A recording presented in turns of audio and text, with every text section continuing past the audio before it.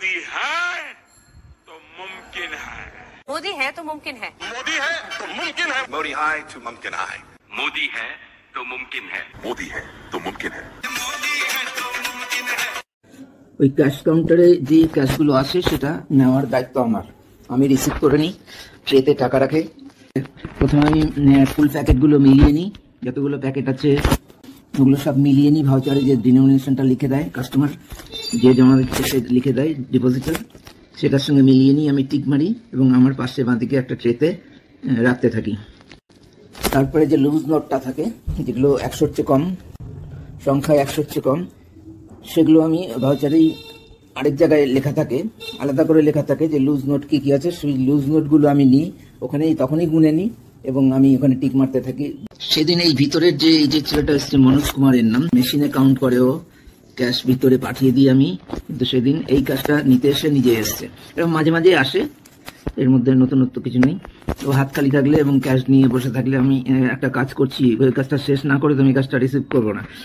সেই জন্য হাতের কাজটা শেষ করে আমি ক্যাশ রিসিভ করবো। মাঝে মাঝে এসে নিয়ে নেয়, সেদিনই এরকম ওই কাজটা নেওয়ার জন্য ট্রেতে করে আগের ভাউচার কিছু নিয়ে আসলো, ফেরত দিল, যেগুলো কাউন্ট হয়ে গেছে। কাউন্ট হয়ে গেলে ও সই করে দেয় যে নোট প্যাকেটগুলো ঠিক আছে, অ্যামাউন্ট লিখে সই করে দেয়। তারপরে আমি ভাউচারটা আসার পর আমি ওই ভাউচারটার পুরো অ্যামাউন্টটা, টোটাল অ্যামাউন্টটা আমি মেশিনে পোস্টিং করি, অ্যাকাউন্টে জমা হয়। ও 3:14 3:57 এই সময় ও এসে কাজটা চাইলো। আমি যে কাজটা দিলাম, কাজটা চাইলো, দেখাই, হাত বাড়িয়ে কাজটা চাইলো।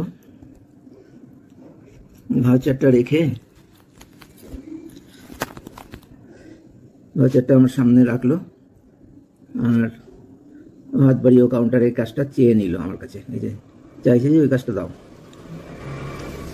তখন আমি ট্রেটা ধরে ওকে কাজটা দিলাম। তার আগে 3:14 কিন্তু ও টাকাটা চুরি করে নিয়েছে, লুজ নোটটা। এখানে কোনো লুজ নোট নেই।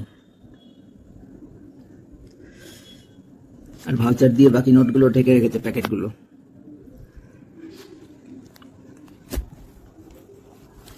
ওটাই রিপ্লে দেখাচ্ছি। ও নোটটা চাইলো, আমি নোটটা ওকে দিলাম। ওর নোট নিয়ে 3:15 ভেতরে চলে গেল কাউন্ট করতে। 3:14 ক্যাশটা তুলে নিয়েছে চুরি করে। 15:09 3:09 এসে চেয়ারে বসলো। 3:10 থেকে টাকা দিতে শুরু করেছে। 3:14 ক্যাশটা তুলে নিয়েছে চুরি করে। 3:15 ক্যাশটা নিয়ে গেছে ওখান থেকে। 3:15 উঠে গেল। অন্যগুলোর সেকেন্ড বলিনি। আবার মনে করিয়ে দিই, এই ক্যাশ কাউন্টারে আমি কি পদ্ধতিতে কাজ করি তা কিছুটা মুখে বলার পর বিষ্ণু ঘোষের ওই ভাউচারটা দিয়ে বোঝালাম যে আমি ওই ক্যাশটা জমা নিলে কিভাবে প্রত্যেকটা স্টেপে কাজ হতো। এমনকি আমি যদি অন্যের কাউন্টার থেকে নিজেই কাজ নিয়ে আসি তাহলে ওরকম অধুরা কাজ করতাম না। আমি হলে ফুল প্যাকেট ও লুজ নোটের সবগুলোই নিয়ে আসতাম এবং আমার অংশের কাজ হয়ে গেলে সেই কাউন্টারে আবার গিয়ে ওই ক্যাশিয়ারকে পুরো ক্যাশ দিয়েই এবং বুঝিয়ে দিয়ে তবেই মানসিক শান্তি পেতাম। সেদিন আমার আগের কাজটায় ব্যস্ত ছিলাম, সম্ভবত সেই জন্যই মনোজ কুমার নিজে গিয়ে কাউন্টার থেকে ওই ক্যাশটা নিয়ে আসে। আমি ক্যাশ রিসিভ করলে যেহেতু প্রথমেই আমি লুজ নোটগুলো চেক করে এবং কাউন্ট করে নোট ডিটেলসে লাল টিক মার্ক দিয়ে রাখি, ফলে মেশিন কাউন্ট করার পর মনোজ কুমার আমার কাছে ভাউচার পাঠালে ওর রিসিভ করা অ্যামাউন্টে ওর সই থাকলেই আমি পুরো অ্যামাউন্টটা অ্যাকাউন্টে জমা করার জন্য কম্পিউটারে এন্ট্রি করে দিই। কিন্তু সেদিন মনোজ কুমার লুজ নোটগুলো ছাড়াই ট্রেটা নিয়ে এসেছিল বলেই ওর কাছ থেকে ওর সই করা ভাউচার পেয়ে আর লুজ নোট নেওয়ার কথা আমার মনে হয়নি। সিনসিয়ারলি কাজ করলে যখন কোনো ভুল হয় তখন সেই ভুল হওয়ার পিছনে কোনো কারণ থাকে। তাই আমি সেদিন 53,000-এর লুজ নোটগুলো নিতে মিস করেছি। এই ধরনের মিস হওয়াটা ক্যাশ কাউন্টারে কখনো কখনো ঘটে থাকে। আমি আমার 34 বছরের অভিজ্ঞতায় এইরকম লুজ নোট নিতে ভুলে যাওয়ার ঘটনা বেশ কয়েকবার দেখেছি এবং শুনেছি। তার একটা বড় কারণ, অনেকেই লুজ নোটগুলো ফুল প্যাকেটের সঙ্গে না দিয়ে হাতেই ধরে রাখে। তবে সব ক্ষেত্রেই লুজ নোট পাইনি বলার পর কিংবা বলার আগেই ডিপোজিটার লুজ নোটগুলো দিয়ে দিয়েছে। বিষ্ণু ঘোষের মতো টাকাটা মেরে দেওয়ার কথা কখনো শুনিনি।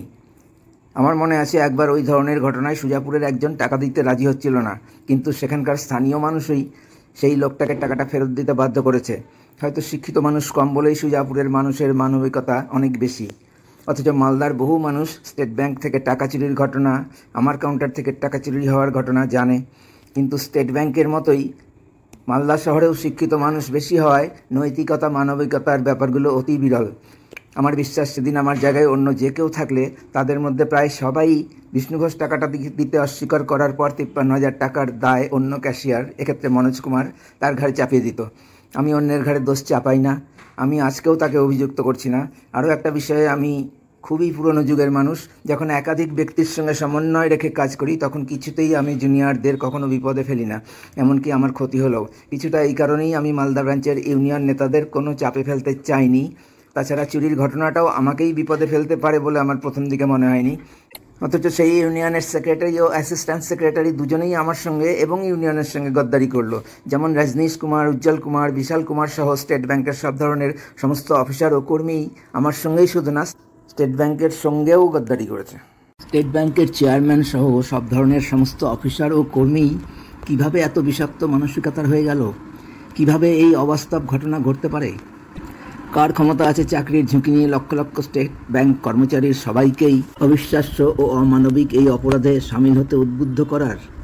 এবং অভিযোগ পেয়েও কেন্দ্রীয় সরকারের প্রধানমন্ত্রীর অফিস, অর্থমন্ত্রকের মতো গুরুত্বপূর্ণ ও সর্বোচ্চ ক্ষমতার অধিকারী ব্যাংকিং বিষয়ক কিংবা ভারতের ব্যাংকগুলোর নিয়ন্ত্রক রিজার্ভ ব্যাংক অফ ইন্ডিয়া অথবা আমার ও আমার পরিবারের সদস্যদের সব রকম মানবাধিকার কেড়ে নেওয়ার অভিযোগ গ্রহণ করেও ভারতের জাতীয় মানবাধিকার কমিশন কেই স্টেট ব্যাংকের বিরুদ্ধে কোনো পদক্ষেপ নিল না।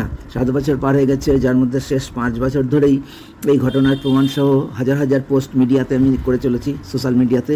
140 কোটির দেশের একজনেরও ক্ষমতা নেই স্টেট ব্যাংকের এত বড় অন্যায়ের বিরুদ্ধে মুখ খোলার। এরকম নিকৃষ্ট মানের দেশ ভারত ছাড়া বোধহয় আর একটাও নাই পৃথিবীতে। কিভাবে একটা সভ্য দেশের এত অধঃপতন ঘটতে পারে? কিভাবে এই অবাস্তব ঘটনা ঘটে? ये काम इसलिए हुआ क्योंकि मोदी है तो मुमकिन है।